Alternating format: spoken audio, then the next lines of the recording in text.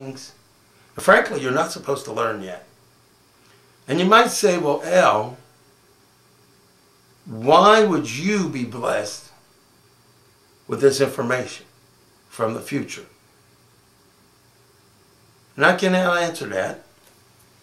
Yeah, I actually think it's kind of crazy myself, especially when I'm listening to the news and some of these crazy things that I'm using for a science fiction show is coming true. But you know, that's not so far off, not so far-fetched. A lot of science fiction geniuses and shows of the past had props, utensils, and realities, not utensils, but utilities and realities that now are commonplace in our reality. For example, Star Trek had what they call phasers, and they had wireless, for essentially wireless phones that they called communicators. And they can go anywhere and communicate. And of course, we all know we now have cellular phones, we have smartphones, we have iPads, iPods, MP3 players, ebooks, ebook players, ebook readers actually.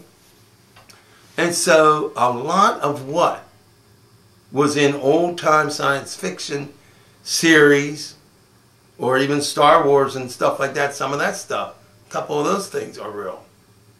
So one has to ask, where do these science fiction geniuses of the past and myself get their information? Are we just guessing? What is giving us this information? I can't answer for George Lucas or Gene Roddenberry or Roddenberry or any of these other science fiction pioneers. I can't even answer for me.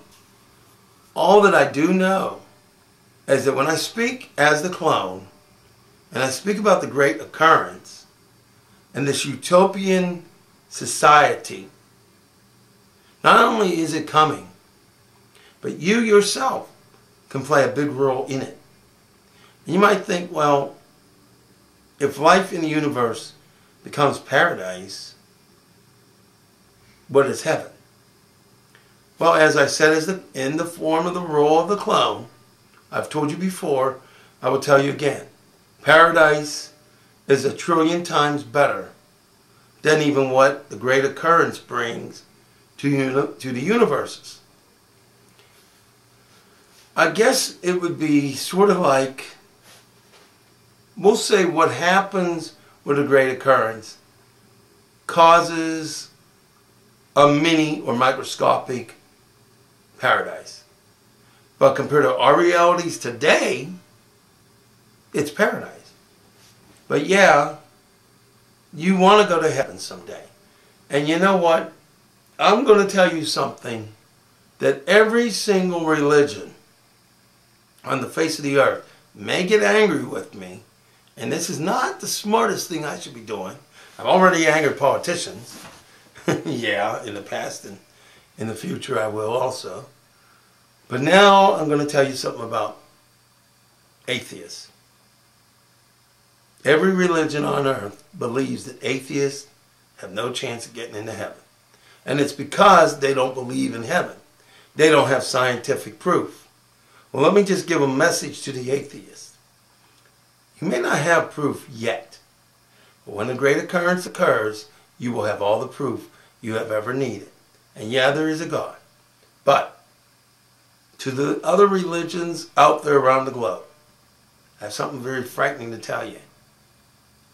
Atheists, they're not going to hell. They're not going to hell. If they are decent, loving, moral, ethical, caring people, they're going to paradise just like you. And yes, many of the atheists will eventually be believers of God. Now, I know any atheists out there watching this now, you're going to shut this off in a New York second. You're going to say this is proselytizing, he's an idiot, he's an a-hole, all that. But that's why you got to wait for the great occurrence. But what can we do now to have our timeline catch up to the timeline that I speak about. The one with the synthetic food, so we don't have to kill animals, and it still tastes great, and we don't get diseases. And if we get diseases, they get cured. And even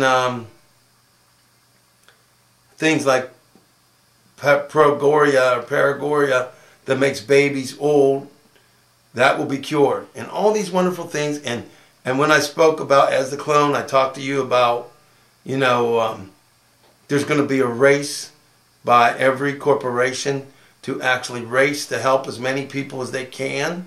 Instead of it being a money thing, it's a healing and loving thing. That all happens because of the great occurrence. So stick with me on this. And I implore all of you who've been watching. I've put things on Facebook, the original Albert has, about being in this series.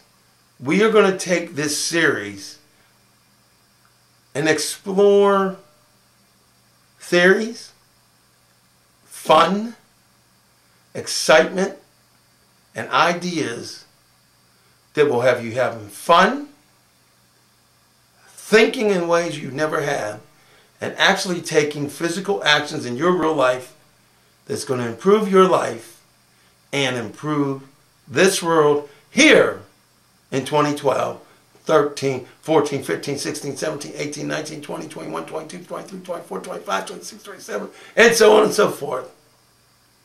It's happening. It's real. And no, I've not gone off the deep end. I know that this is a risk. But you know what? It was a risk to make Star Trek, the series, the original. It was a risk for George Lucas to make Star Wars. It was a risk for the Wright brothers to try to fly a plane. It was a risk for Bill Gates to drop out of college and make Microsoft. He didn't know he was going to make it. It was a risk for Steve Jobs. We all must take a certain level of risk in order to get reward, and more importantly, in order to improve not only our life, but the lives of all. So, yeah, there are going to be some fun, lighthearted episodes of Cloned Albert. Now, if you were wondering about that ketchup and you thought it was really long-winded, overdone, you have to understand in real life, I hate ketchup. Can't stand it. Don't like the smell, don't want to touch it. So when I, as the clone, say that I'm going to be eating ketchup, that's a major shock to the system. But as you know, the real Albert thought that the cloned Albert was smoking something. He wasn't. At any rate, just enjoy the clone series. And as far as the technical attributes and aesthetics, you can see in the background that I'm experimenting with green screen. I'm hoping that it works. If it works, you will not see the green in the green screen.